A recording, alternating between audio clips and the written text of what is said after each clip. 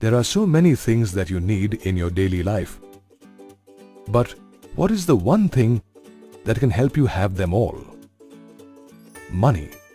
If you have money, you can buy anything being sold in the market. From a toothbrush to a luxury car, a house, insurance, or a vacation, money can help you buy all kinds of goods and services. However, thousands of years ago, there was no concept of money. Then, how did people buy and sell goods? In those times, people simply exchanged one commodity for another, depending on their requirement. This was called the barter system. However, exchanging goods in the barter system was not so simple. Let us take the example of this fishmonger who wants to exchange fish for some rice.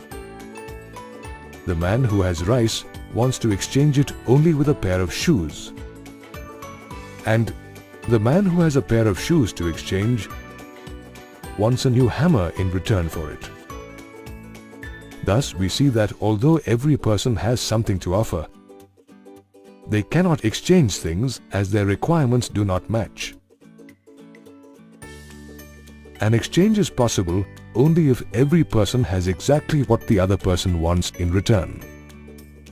Such a situation is called double coincidence of wants. Let us see how the situation changes if money is introduced. When money is introduced, a person can sell his goods to anyone in return for money and use that money to buy what they want from anyone who is selling it. Thus, money eliminates the need for double coincidence of wants. Also, since money enables the exchange process, it is also called a medium of exchange. Money did not always look as we see it today. Here are some early forms of money. These were all things of daily use that had some value of their own. Here is the modern form of money as currency notes and coins. Modern currency uses paper notes and coins made of relatively inexpensive metals. Thus, modern currency has no value of its own. Modern currency has a value only because it is authorized by the government of a country. Did you know the current series of currency notes in India, called the Mahatma Gandhi series, was started in 1996. Each currency note has its amount written on it in 17 Indian languages. In India, the Reserve Bank of India is the only legal authority that can issue currency notes and coins on behalf of the central government. The rupee is India's currency, and nobody can refuse to accept a payment made in rupees in India. Meet Arjun. He is employed in a company. Today is the first of the month and Arjun has received his salary. Arjun only needs a part of his salary right now, and he's worried about the safety of his extra cash. So, Arjun is going to deposit his extra cash in the bank. Arjun has a bank account with ABX Bank. Thus, he can deposit his money there. The bank accepts the money and adds it to the deposit in Arjun's bank account. The bank not only keeps Arjun's money safe as a deposit, but also pays interest on the deposited amount. Whenever Arjun needs money, he can withdraw it from his bank deposit on demand. Thus, bank deposits are also called demand deposits. Arjun is in the market and he wants to buy a new TV, but he is not carrying enough cash with him. No problem. The shop allows him to pay without cash. he can make the payment by check. A check is a written instruction to a bank by an account holder to pay a specific sum to a specific person from his deposit. A check has all the information about the person to whom the payment is to be made, the amount,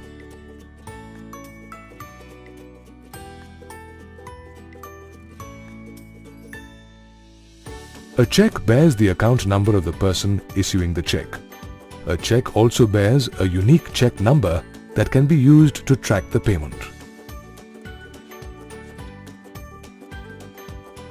In today's economy, a check also represents money, just like cash, and can be used to make payments directly from a bank deposit.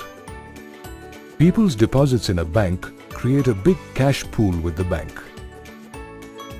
As per the directives of the Reserve Bank of India, banks hold about 15% of their deposits as cash to arrange for daily withdrawals by depositors. Did you know the percentage of cash reserves against deposits that a bank must maintain at all times is called the cash reserve ratio, or CRR. This ratio keeps changing from time to time depending on the prevailing economic conditions. A major portion of the remaining deposits is used by banks to give loans to people for different requirements. Why do banks give loans? The depositors of a bank are allowed to withdraw their deposits on demand and are paid interest on these deposits. On the other hand, the borrowers who take loans repay it to the bank along with interest thereon. The interest charged on loans is more than the interest paid by the banks on deposits. The difference between the interest charged on loans and the interest paid on deposits is the bank's income or profit. The loan given by a bank is also referred to as credit. A loan or credit is subject to certain conditions that the borrower must agree to. These conditions are called terms of credit. The borrower has to pay interest to the lender at a specified rate on the amount taken on credit. A lender often asks for a security against a loan to recover the money in case the borrower fails to repay it. This security is called collateral. The assets that are commonly accepted as collateral against loans are land or property, vehicles, livestock, standing crops, and bank deposits. The lender reserves the right to sell the collateral in case of non-repayment to recover the loan amount. A borrower often needs to submit certain documents like proofs of identity, residence, employment, and income as specified by the lender to avail a loan. A loan is usually given for a specific duration of time and needs to be completely repaid by a specified date. The borrower repays the loan in cash, by check, or by card in installments, or as a one-time repayment as specified in the mode of repayment. Many people need extra money for different reasons. But does credit benefit everyone who takes a loan? Consider these two people. They both want to take a loan to start a small business. The man who started the dairy took advantage of the rising demand for milk and made a good profit. He repaid his loan in time. The man who started the poultry farm suffered a big loss in business due to the spread of bird flu and is struggling to repay his loan. Thus, credit can bring about a positive or a negative change in a person's life. If you need money on credit, where would you get it from? You could either go to a bank or a cooperative society, or approach your relatives and friends. You could also go to professional moneylenders and traders, or to a landlord if you are in a village. The chart here shows the different sources of credit for rural households in India in 2003. Banks and cooperative societies constitute the formal sector of credit. Landlords, moneylenders, traders, relatives, friends, and other sources of credit constitute the informal sector of credit. Thus, we see that the formal sector provides only marginally more credit than the informal sector. Let us compare the formal and informal sectors of credit. The credit activities of the formal sector are supervised by the Reserve Bank of India. In comparison, there is no supervisory body for the informal sector of credit.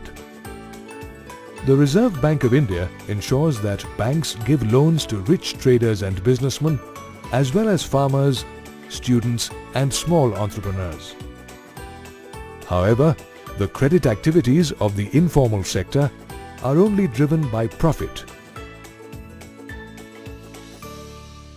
In the absence of any control or supervision, the informal sector charges a much higher interest rate than the formal sector.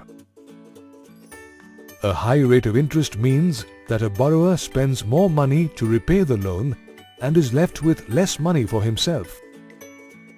A high rate of interest may result in the loan repayment amount becoming more than the borrower's income. This leads to a debt trap where the person's debt goes on increasing. The chart here shows the credit taken by different kinds of urban households in 2003. Observe that while the rich households get 90% of their credit from the formal sector, the poor households get only 15% of their credit from the formal sector. Thus, the rich have more access to cheaper credit from the formal sector, while the poor still have to depend on loans at higher rates of interest from the informal sector. Cheaper credit is essential for development in a country. Since the formal sector offers more affordable credit, it must increase its lending to more and more people, especially in rural areas. We have seen that poor households in India largely depend on the informal sector for their credit requirements. This is because banks are either not present in a rural area or demand collateral against a loan that the poor people are unable to provide. Thus, the poor are forced to take credit from moneylenders who charge high rates of interest and exploit the borrowers. One solution to this problem is organizing people into self-help groups. In a typical self-help group, 15 to 20 members from a neighborhood save regularly to create a savings pool. Members of the group can take small loans from their combined savings and repay the loans with interest that is less than what the moneylenders charge. After saving regularly for a few years, a self-help group becomes eligible for a loan from a bank without providing any collateral. The money from the bank loan is used to generate more income and employment opportunities for the members of the group. The members of a self-help group make all the decisions jointly and are jointly responsible for the repayment of loans. Banks also extend loans to poor women organized in self-help groups. Getting organized in self-help groups makes women self-reliant and financially independent and gives them an opportunity to discuss social and health issues. Thus, self-help groups allow poor people access to affordable, easy credit and prevent their exploitation by the informal credit sector. The Grameen Bank of Bangladesh is a brilliant example of meeting the credit needs of the poor at affordable rates. The Grameen Bank was founded in 1970 as a small personal project by Professor Muhammad Yunus. The bank now has 6 million borrowers, a majority of them women, in 40,000 villages.